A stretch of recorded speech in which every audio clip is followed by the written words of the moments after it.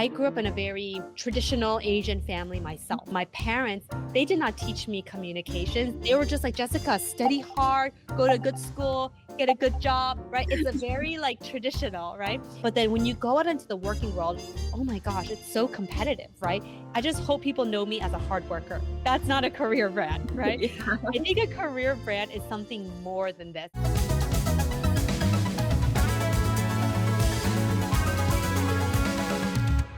안녕하세요, 김가연입니다.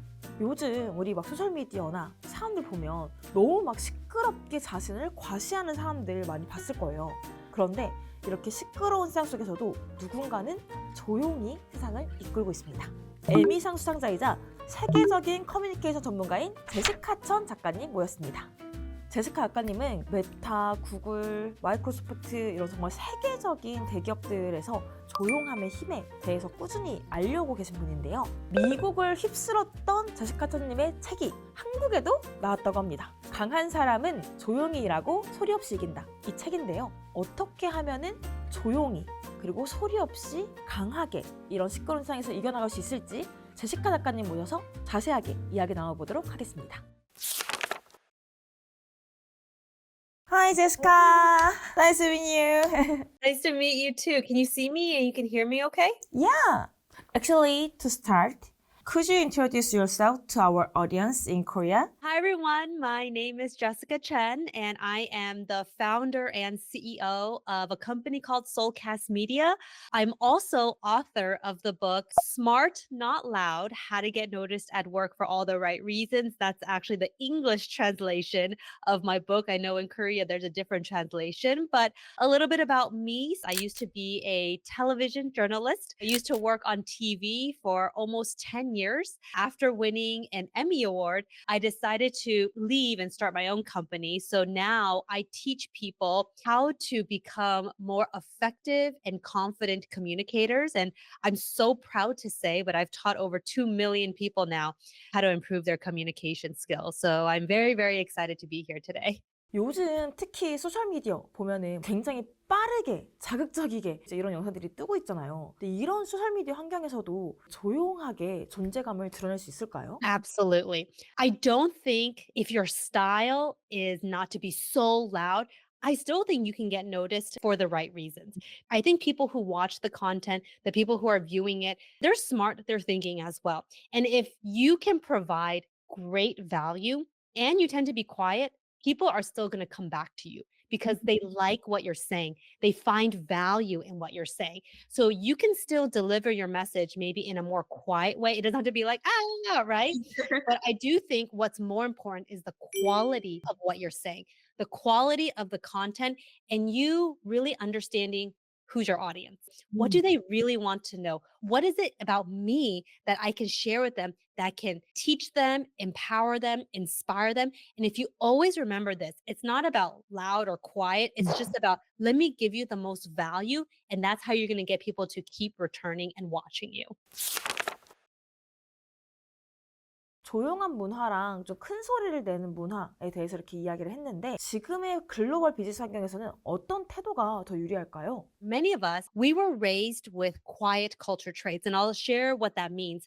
So, quiet culture traits are things like listening more than speaking, putting your head down and working hard and just doing good work. You know, when it comes to talking about yourself, it's more about being humble, respectful, very differential, right? I call these quiet culture traits. And growing up as an Asian person, that's what they taught me. But in the working world and the expectation to show loud culture traits, things like talking, speaking up in meetings, networking with each other, small talk, right? Socializing. And then when it comes to talking about yourself, it's like, oh, make sure people know about it, right? But I think for me and maybe for many people, I think a lot of times, you know, you can feel very stuck, right? It's like, how do I communicate that still feels authentic to who I am? For me, when I started working in TV, I felt very confused and very frustrated, right? Because it's like I would see my colleagues very loud culture, speaking up, debating and challenging, right? But then for me, it was like, can I do that? Can I talk back to my manager? I felt like it was a lot of, I call it communication friction, but it's not about changing who you are. It's about finding a cultural balance. 동양권에서는 겸손이 이렇게 미덕으로 꼽히는데 서양권에서는 좀 쇼오프하고 쇼잉하고 이런 게 굉장히 중요한데 이 두 문화가 충돌할 때 조용한 사람들은 어떻게 그 밸런스를 맞출 수 있을까요? Okay, you're doing good work, right? You're working hard. How can people notice you? So I think in a lot of quiet cultures, and that's what I talk about, it's not our personality, it's not our nature to be, look at me, look at how amazing, right? It's still important for you to talk about your work because that's how people can see your value. That's 음. how they can see your impact. And that's how they can go, wow, you're very amazing. But how do you do that without coming across as boastful and still being humble, right? 음. So the way I encourage people to think about it is it comes down to your communication. So you don't want to just say, "Oh, look at me and look at this project that I just finished," right? Instead, you want to say, "I'm so happy that I was able to streamline this process and look at how it has improved efficiency." So you're telling people how your work has brought value to them. And that's the most important part. Because if you go like, "Oh, just look at me," people don't like that. But if you're telling them, look at my work and look at how it has improved something, increased something, how it has streamlined something, you're telling people exactly, I see why it's valuable to me. I think that's a lot more strategic. 정말 흥미로웠던 게 구글, 마이크로소프트, 메타 다양한 관계자들을 만나셨는데 지금까지 만났던 사람들의 공통점이 있었는지 이런 부분도 굉장히 궁금합니다. A lot of the great leaders that people admire, communications was actually not their strength. It was actually a skill that they learned. This is what I always say, if you want to rise up, if you want to get promoted, you have to carry yourself in how you want people to perceive you. So even if let's say you're more junior right now and you're like, "Oh, communications is not something that I'm good at, but I know it's important for me to enhance that skill." Start learning how to do it because when you can start to communicate really well, then people's perception of you start to change. Wow, Jessica, she's actually a very well-spoken person. Oh, wow. Did you hear Jessica in that meeting the other day, right? It's part of you controlling that narrative in many ways. So that's the first thing. Great leaders, a lot of times, they're not naturally born, but they learn how to be communicators because they know that's how people can listen to them, can see them, can hear them, right? The second thing is, I think people who are very, very successful, they're very conscious about what I call their 음. career brand. A 아? lot of people say, oh, it's like personal brand. It's a little bit like personal brand, but career brand, I like to say, because it's more like in a professional environment, so that when people hear your name, what do they think of? You can actually shape people's perception of your career brand because what you want people to do is when people are making decisions, who should be on this project, who should do this, 음. you want them to say, oh, Jessica is the best person for this. You can control that by making sure that when people hear your name, certain words, certain things come to mind. And that's actually something that I say you can control. 사실 우리가 스스로 커리어를 설계하지 않으면 결국은 타인에 의해서 이렇게 규정짓게 되는데 커리어 브랜딩에서 가장 중요한 요소는 뭐라고 생각하시나요? One of the first things that I talk about is being crystal clear on what do you want to be known for? And I hope your answer isn't that I just hope people know me as a hard worker.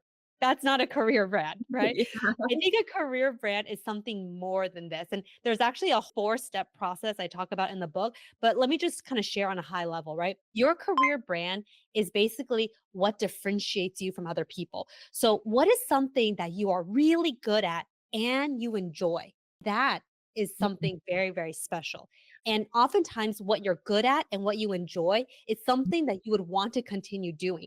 And before you know it, that can be your expertise. So that when people are having conversations and they're saying, oh, who should lead this project? Oh man, Jessica's really good at this one thing, right? It's because you're consistent with it. You are constantly letting people know that this is what I'm good at and it's what you enjoy. One of the other things I say is you can have many expertise. So it's not just one expertise, but the 음. idea is to know what it is that you're good at and what do you enjoy. And whatever that thing is, consistency and doubling down on it. And again, making sure people know about it is very, very important.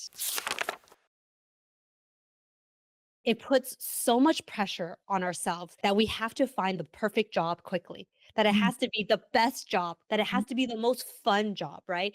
And in my opinion, there's no such thing as the perfect job because there's always going to be something that's stressful about it. Maybe you're going to have some colleagues that you don't like. Maybe your manager is 음. micromanaging, right? There's never going to be a perfect job.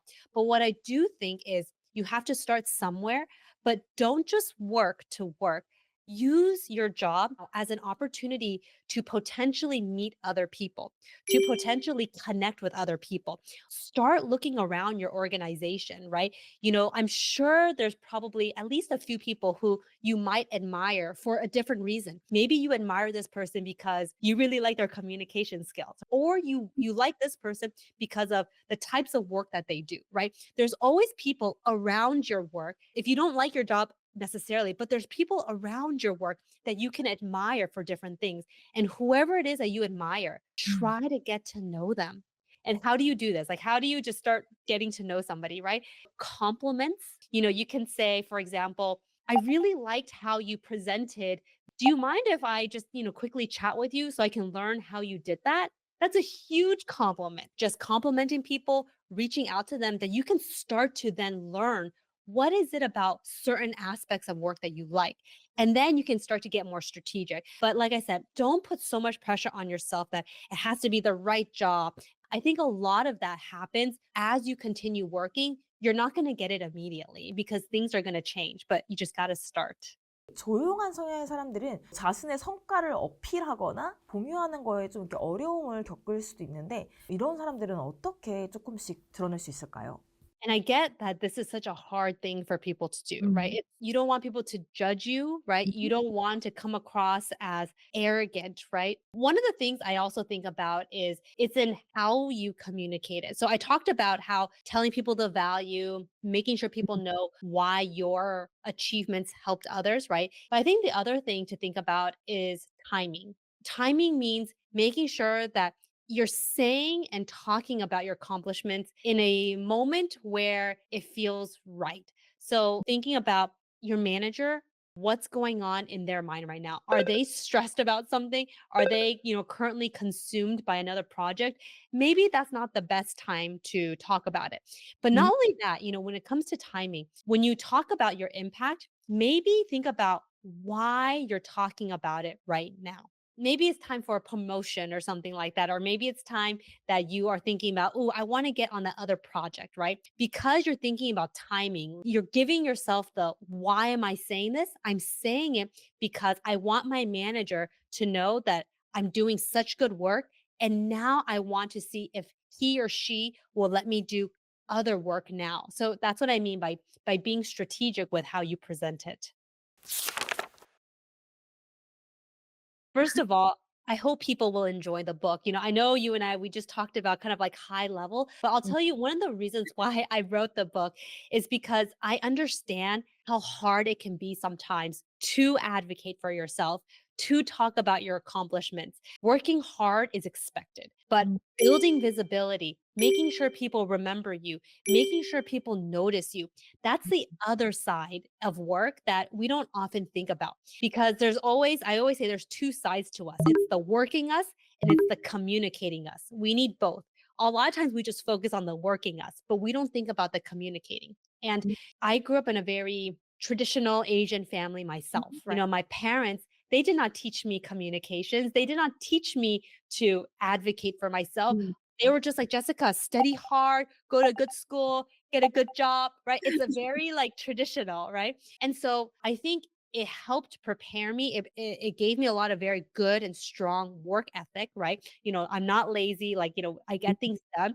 But then when you go out into the working world, oh my gosh, it's so competitive, right? Yes, you might be in a job, right? But at the end of the day, if you want to rise up, it takes a lot of the softer skills of communications, talking about your work tactfully. That's the most important, especially the higher up you go. I wrote this book to hopefully encourage people to know that it's possible. If you tend to be on the quiet side or you're now working in a loud culture, it's like, how can you find that balance? And, this book, I have a lot of step by step instructions to help teach you that. 사실 전 이 책을 보고 너무 반가웠던 게 한국인들한테는 너무 공감되는 내용이었어요. 조용한 힘, 겸손함의 미덕에 대해서 너무 잘 얘기를 하고 있잖아요. 실제로 미국 현지 반응이 어땠는지 너무 궁금해요. Initially, when I was drafting the book, I was thinking of mostly about my Asian friends, right? Because I think a lot of us, maybe in Korea, we grew up very similar, right? With the, very traditional values, right? And so to be honest, I wasn't sure if people in the US would resonate with it. But I have gotten so many messages from people not Asian who have said that they completely feel what I feel too. And I'll tell you one of the reasons why is because there's many people who did not grow up in Asian culture, but their parents also taught them things like don't put yourself out there, kind of like keep your head low profile. It's all about proving yourself through your work. So in many communities here in the US too, I feel like a lot of people have resonated with that, even though they did not grow up Asian. So, yes, I think, I've been very, very proud and happy and delighted that I think this book has resonated with a lot of people, but certainly a lot of folks in Asia too. Thank you for having us. 정말 이 시끄러운 세상 속에서 조용하게 살아남으려면은 나 스스로를 커리어적으로 브랜딩을 해야 된다. 이게 굉장히 중요한 포인트였던 것 같습니다. 이 책에 보시면 커리어 브랜딩 4단계부터 어떻게 내가 내 목소리에 힘을 줄 수 있는지, 어떤 스피치가 좋은지부터 정말 다양한 내용들이 들어있으시니까요.